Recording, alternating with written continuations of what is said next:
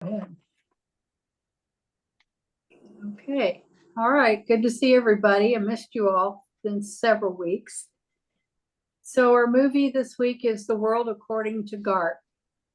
It was released July 23rd of 1982, so almost exactly 42 years ago.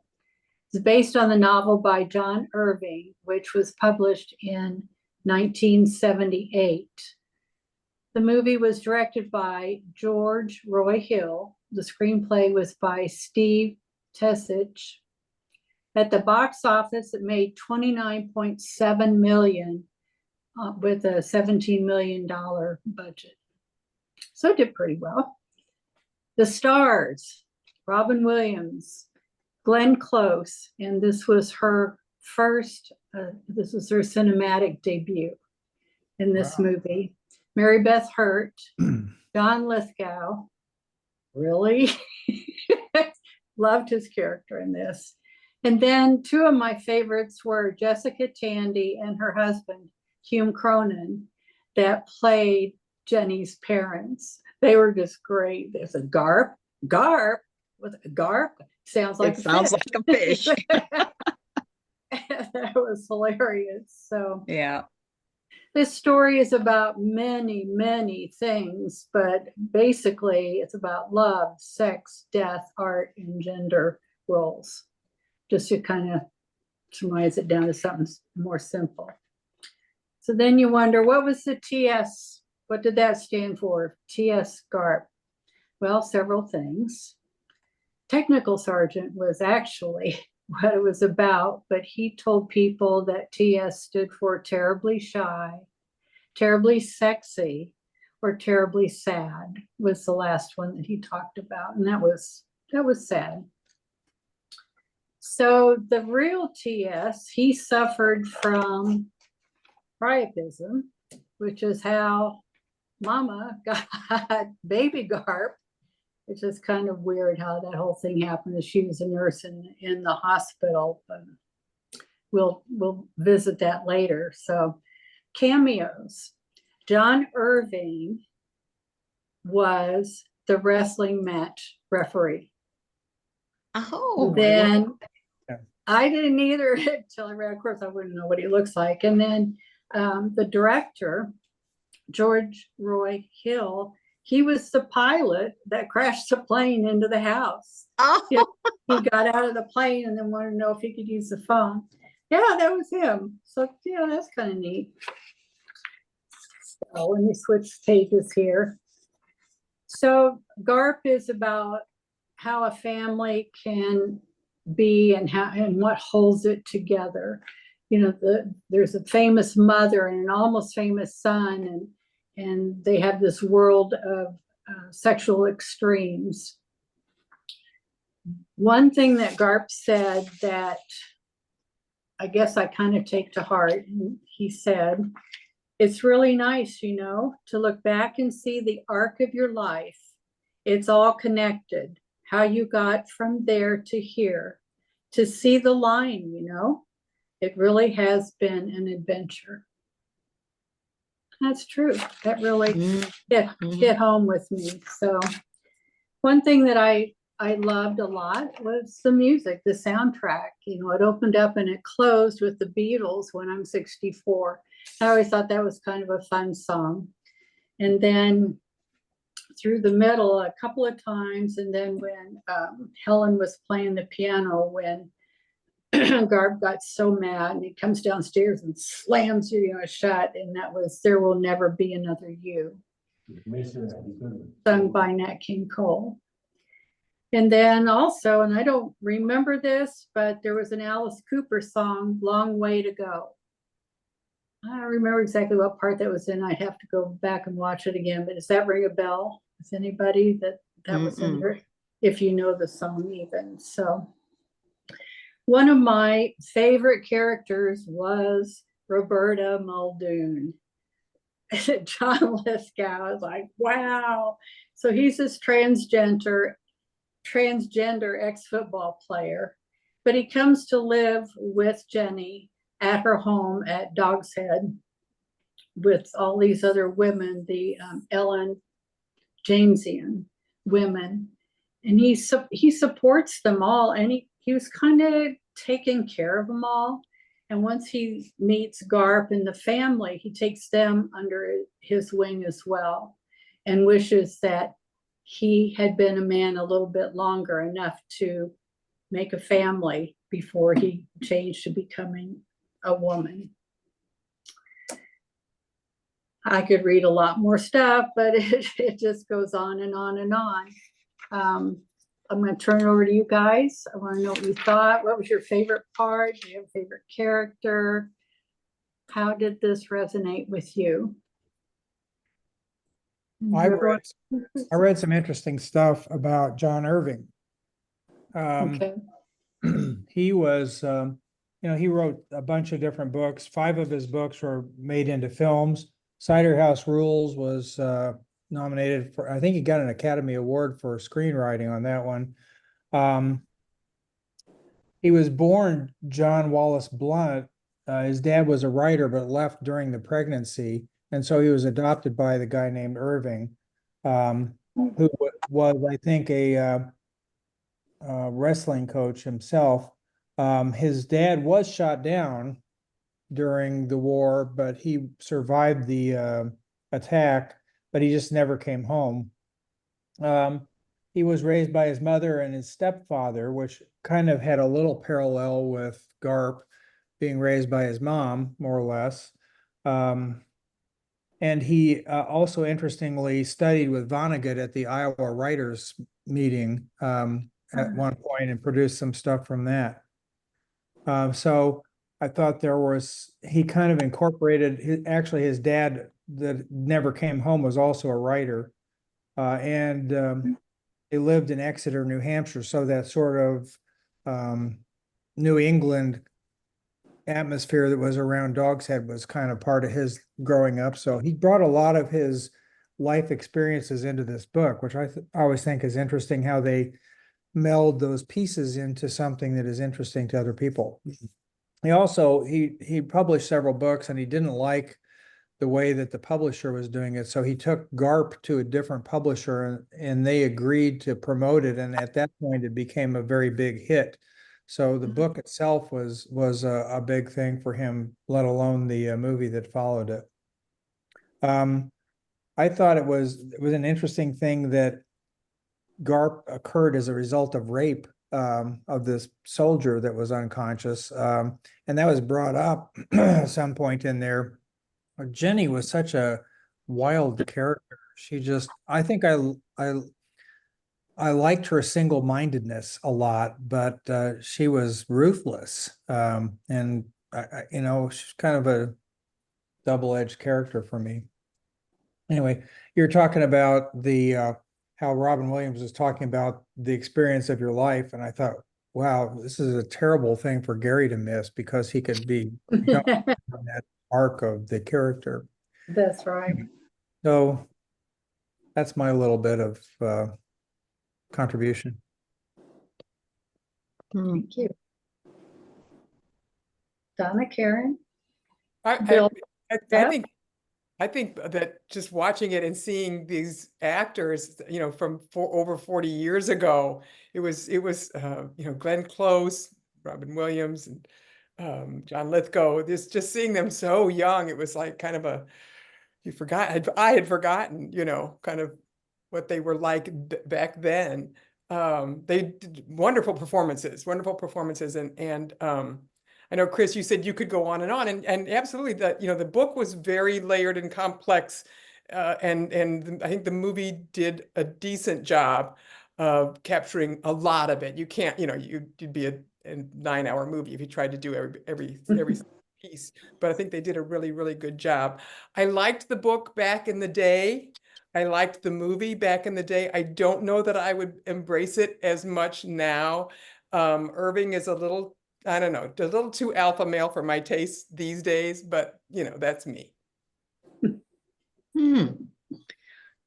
But that's interesting, Karen, because unfortunately, I did not read the book back in the day, and I don't know why, because I don't know, but anyway, I did not.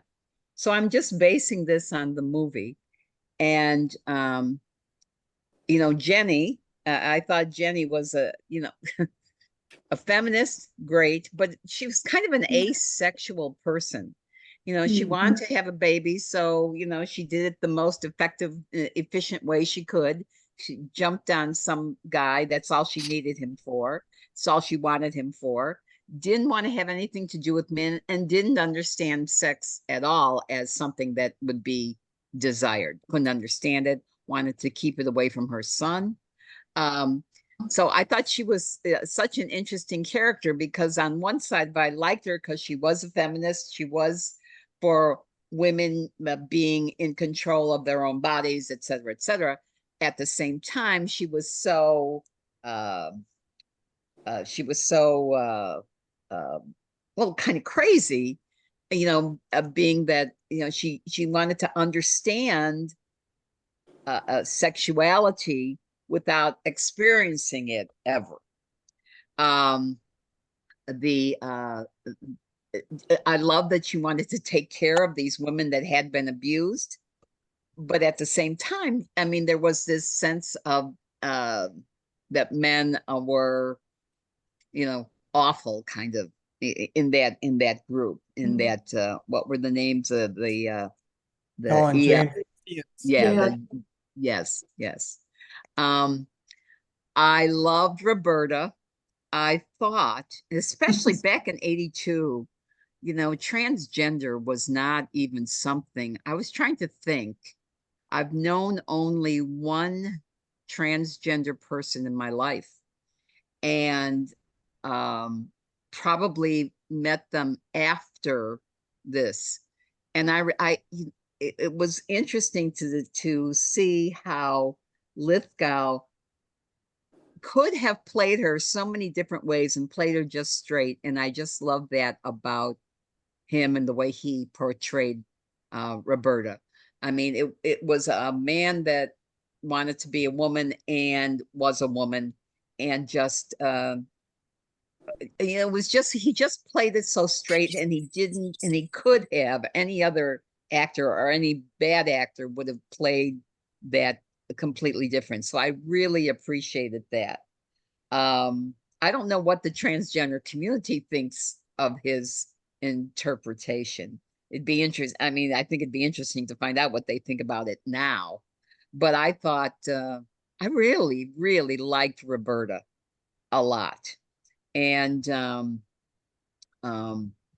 Glenn Close was wonderful. She was perfect as this asexual, questioning, brilliant woman that, you know, was just, she was so pragmatic that it was like she had like no emotions except for her son, you know.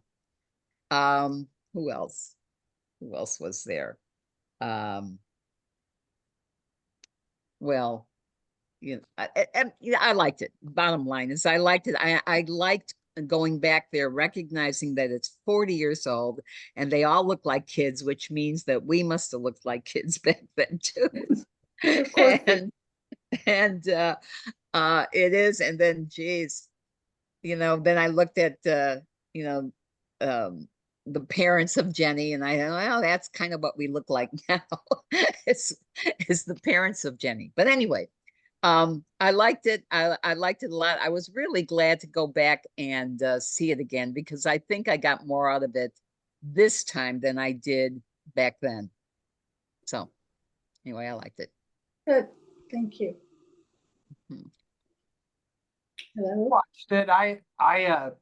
I mean, I enjoyed watching it. It was such a popular book back in the day. You know, it's kind of like One Flew Over the Cuckoo's Nest. They're like, everybody read it when it came out.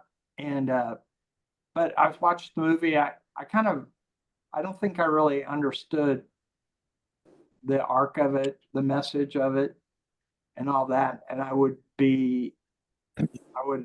like to hear what people thought the message of the movie was, because I don't think I really quite understood. Was it just entertainment, or was there a message there? Or? I kind of agree with Bill. I enjoyed it. but I didn't really see if there was a point to the movie. There was a lot going on. It was interesting. Yeah, But- it was almost like little vignettes, Mhm. little vignettes. And again, not reading the book. I am only going by the movie. But you're right. The point, I don't, I mean, I guess out of each vignette you could get a little sub theme maybe, but an overall theme, I don't know. So the woman that I think they were calling her Pooh, would Yeah, Yeah. the one that She- killed him. Yeah. she apparently cut her tongue out to be a Ellen did. Jamesian, but did she not speak before that? Because when she was a little kid, even I don't think she spoke. No, I don't remember her speaking. I remember her, bringing Mary Jane Yeah, over she was to always kind of watch. a little pest, but I don't Yeah. remember that she ever said anything. Yeah, Yeah, she I was don't- always watching what her sister Cushy was doing, and Cushy was Yeah. always no good. Yeah. Yeah. And, she Yeah. would just observe that, but just one time when she invited Helen to come over and watch while Cushy and Garp were in the process of making love, she was like, come here, but that's about all that you heard her say. She was Or I did don't she even actually remember- say, "Come here"? I just thought she was I don't hand even motioning. did remember she? her She didn't saying say that. She just I just remember motioned? her motioning. Yeah. Okay, my bad. One thing I read about the message of the movie, and this doesn't make a whole lot of sense, but I wrote it down, said the message is a reflection on the complexities of life and the power of storytelling. Hmm. That's kind of deep. Well, it is a story. Yeah. Lots of There's stories. there's a lot of little Several stories stories, inside the yeah. story. Yeah. We're talking about the episodic nature of this. Mike and maybe Bill, anybody who's read a bunch of Vonnegut, do you see some style parallels between this kind of a book and Vonnegut stuff? Yeah, I'd say you could, sure. I think Kurt Vonnegut had a better sense of humor than John Irving. Yeah. There you go. Yeah. That's true. A better imagination. That too, yeah. Yeah, Breakfast Yeah. of Champions was one of my very favorite books. And yeah. Hmm. I was gonna say, maybe an early role model for Roberta was Renee Richards, who was a famous tennis player who Right. Yeah. and was a plastic surgeon actually in New York. So I thought about that as a role model or kind of a somebody Didn't that she he have to go to Sweden? Wasn't that it? She had to go to Sweden to get the operation? possible. I don't know the details of that. I think so. I mean, I saw a couple of messages in there. There was the women's rights issues that were, they were there then too. And, it's kind of interesting to compare them to what's going on today. Especially with John Lithgow playing the transgender woman, it's like, well, I guess we had them back then. I mean, Rocky Horror, Sure. they had transgender woman in there and man or woman, whatever. But I think the other is didn't he start to follow what his mom was doing? And his mom, Glenn Close, said, don't do what I'm doing, do your own thing. Something like that. And in that way, it was a little bit like Big Fish. He was doing these things and leading his own life. And it was a pretty incredible life that he had, which I think is kind of the message of The World According to Garp.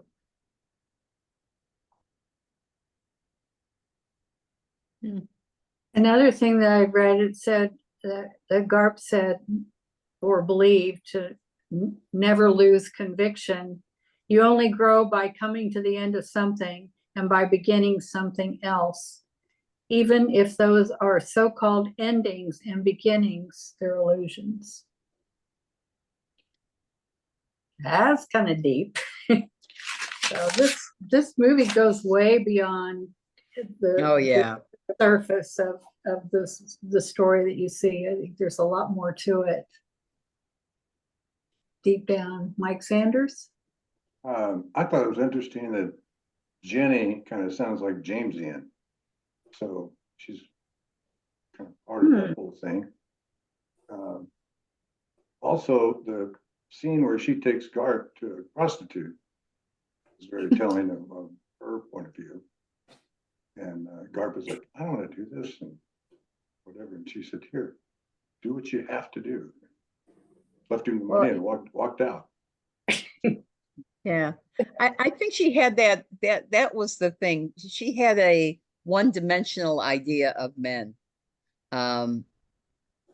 You know, I think, and I don't think she ever got beyond that, that lust was the only thing that was on their mind. And it might be true, you guys, I don't know, but but I mean, that's what I mean. To me, she had a one-dimensional idea of men, and that, okay, you got to do this, so go ahead and do it. Here's money, go ahead and do it. You know, it was, and again, not reading the book, I don't know if that was the relationship of the mother and son in the book, but in the movie, it just seems like she did everything she could to keep him away from, quote, lust, unquote, and just had no relationship with men, period. You know, it was all women, and like they were the only ones worth anything, it seemed. I don't know. Yeah, when I read the book, I remember thinking it was kind of a take on hyper feminism. Yeah. How far can you take this? Yeah. Well, yeah. I don't know. Yeah, but when the real Ellen James thanks Garp, I thought that was like I liked that scene, because I thought, yeah, you know, taking a stand and going that far with this so crazy. It's like things that are going on today, you know, when you take things so far, and it becomes, you know, it's crazy, you know, it just becomes too much. So, but I did enjoy it. I really did. I mean, not only did she surround herself with women, she surrounded herself with injured women, you know? Yes. Well, yeah, that was her. Yeah. All these women that had been, and the thing is that she's the one that raped a man and didn't have any qualms about that. But when it was turned around that someone hurting women, it was like her life's work to, you know, take care of these, you know, poor women. And that I thought was kind of strange. She didn't think that raping a man, you know, brain damaged or whatever, she had no feeling about that, you know. No, it was just a means to an end. She wanted a baby. He had an erection. Bada boom, bada bing, done. Yeah. So. Isn't that how it's done? Oh, never mind. Oh, Donna, you're too funny. Anyway. So was it about her, or was it about Garp?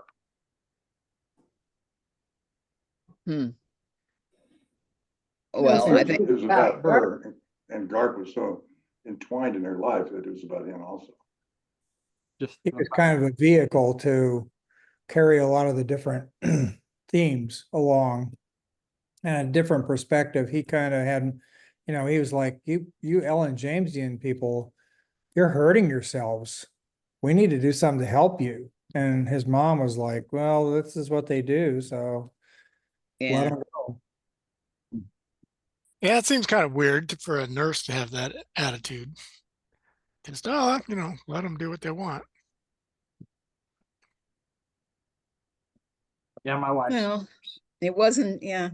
You can't have a very loud protest if you have no tongue, so. But it's still Well, it body just- autonomy, it's body autonomy. It's, Yeah, that's yeah, the- if you that's the choose to do point. it, it's your body, yeah. Yeah. Yeah, Well, I don't even know if that was a concept in 78 when Irving wrote the book, but yeah. That's what's the concept again? body autonomy. That it's my body. If I choose to have an abortion, if I choose to cut out my tongue, if I choose to get a tattoo, if I choose to shave my head, if I choose to, whatever, yeah. You're I'm not- right. When was no one Ro- else's choice. It's no one else's decision. And the whole, the judgment, piece, of course, is the societal piece. But in terms of the removing the opportunity for body autonomy is kind of a big part of the debate that's going on right now. Absolutely. was Roe v. Wade? Was that 74 or something like that? I think it was 2, wasn't it? I think I think it's 72. 72, Donna. I think so. Yeah. I think so. And it was the law of the land for how many years? And then, it's just crazy, but. So anyway. Bill, I just you wondered wanna- if he was making some Right. statement related to that. Well, too this much was time. 10 years later. Right. Well, But but the book maybe. was 78, and that's when it got published. Yeah, that's they right. go That's through- right. Months, if So not we're a year or so of editing, and who knows when he started it. Right. So Right. And in Jeff that might be era onto too, something. Yeah. yeah, there was so much about women's rights and in so many areas, not just body autonomy, but work and Credit card. You couldn't have a credit card in your name. no, Like, you what was couldn't it, have a 75? credit card. And this is true. When I bought my first house, well, actually, it was a condo. I bought my first condo. They had on the a contract, Donna Doyle, a spinster. What? Like what? Awesome. Not an unmarried woman, a spinster. Yes. Oh my God. Oh my God. Yeah. That is true. That was my first, and I remember thinking, spinster. I think there's My a little- definition of spinster. It's like you have to be a certain age, like over 25 or something. It's not very old. I What? can't. Well, let's see. How old was I? Yeah, I probably was maybe. Yeah, it was probably around 28 or 29, I guess, that range. But my God, spinster. Yeah. That's Well, we funny. also women couldn't work. They couldn't sell appliances because appliances were commissioned, and Plus, you they're know, hard so- to figure out. pardon me. They're hard to figure out. Oh, Bill. Well, no, not for women. Whoa, whoa, men. whoa. You Bill. might have trouble They figuring out. couldn't sell shoes. They couldn't sell women's shoes. Again, I mean, there were so many things that you couldn't do that women know, way better. Who knows more about appliances than women, but they couldn't sell them. So yeah, there was so much. There was so much back then when you think about, oh my gosh, I remember asking for a raise. I worked at ABC and I went in and asked for a raise. And they said, well, are you married? And I said, no. Well, these It's are none of your these damn men- business. well, yeah, but you didn't say that back then. And they was like, well, men have, men that are married, because most of the people were married. And it was like, well, men have families and they have to take care of families, and you don't have a family. So, no raise for you. And I just, and the worst part is that I just kind of went, okay, that kind of thing. So, it was tough back. I mean, different. I can't say tough, but it was different, certainly. I think the Equal Rights Amendment died. around Yes, and I 82. was in at UCM and I was working for the Equal Rights Amendment, and I was absolutely sure it would pass. 100% sure. I couldn't believe that there would be anybody. And then Phyllis Schlafly, if you remember, was the one that came out baking bread, and Anita Anyway, Bryant. yeah, Anita Bryant and Phyllis Schlafly, and unbelievable, you know, that women would be going into combat or flying planes or, you know, all the things that women do anyway and always have, you know.